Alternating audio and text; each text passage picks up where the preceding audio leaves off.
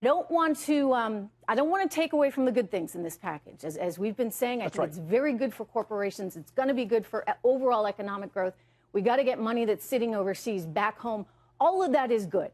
But I can't help but wonder why they didn't fix this one little loophole that basically allows people making hundreds of millions of dollars to pay a lower percentage rate than, you know, a fireman or a New York City cop.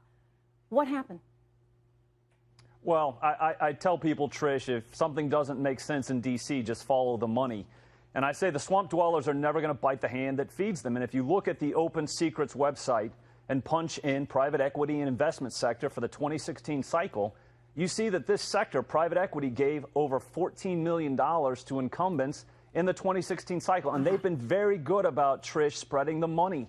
302 House members got money from this sector. It's a pretty even split between Democrats and Republicans. And it looks like 81 senators got this money as well. Again, 38 Democrats and 43 Republicans. Very nice split to spread the wealth.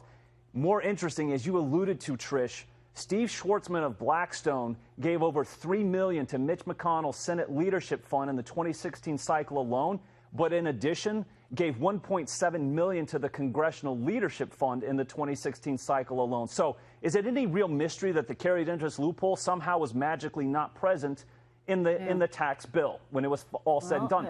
The reason that this is egregious, Trish, these guys are making, on a low estimate, multiple billions a year off this loophole. There are some estimates, however, that put it closer to $180 billion over 10 years. So they're giving millions and millions of dollars to these congressional reelects for them to look the other way while they're profiting off billions of dollars a year. And so this is one of the things where they're buying themselves a tax cut. How DC That's works. what they're doing here, Ned. Let's call it like it is, right? They are buying themselves a tax cut. You know, you give $3 million to Mitch McConnell's super PAC, and suddenly Mitch McConnell doesn't care about actually taxing you what you should be taxed. Trish, I've been making the argument for years that at some point the American people are going to wake up and understand that the system of government is rigged against them. It is run by a ruling class of establishment Republicans and Democrats who are serving themselves and serving their special crony allies. And I think this carried interest loophole is one of the most egregious examples. I will say this, Trish. It appears to me, you know, Gary Cohn was on TV a couple days ago saying, oh, we tried 25 times to close this loophole. I think I've got some good news for Gary in the White House. What's that? This, in many ways, is based off an IRS opinion from the early 90s that initially was dealing with a real estate investment. How do they deal with recognized events? If somebody held a real estate investment for more than a year, it became capital gains. Well, guess what the IRS did? They allowed that to also apply to hedge funds and private equity guys, and nobody has asked for a new opinion. So what Donald Trump can do is he can call Treasury Secretary Steve Mnuchin, who can then call the IRS and ask for a new opinion on this carried interest loophole, and literally overnight, Trish, this thing can be closed. Donald Trump does not need to deal with the swamp Back up dwellers. 1 second, because, you know, we've been hearing for years and years, can't do anything about it, can't do anything about it. There was no interest in Washington, even during the Obama years.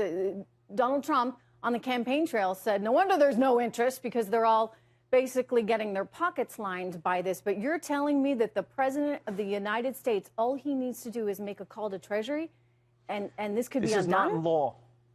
This is not in the law, Trish. This is based off an IRS opinion from about 25 years ago.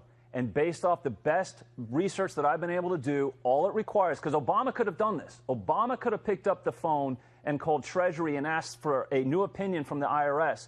Donald Trump, to the best of my ability, can pick up the phone and call Secretary Mnuchin and ask for him to ask the IRS for a new opinion. Should private equity, should this be considered capital gains, or should it actually be considered real profit, meaning it would go from essentially 20% rate to 37%? Right.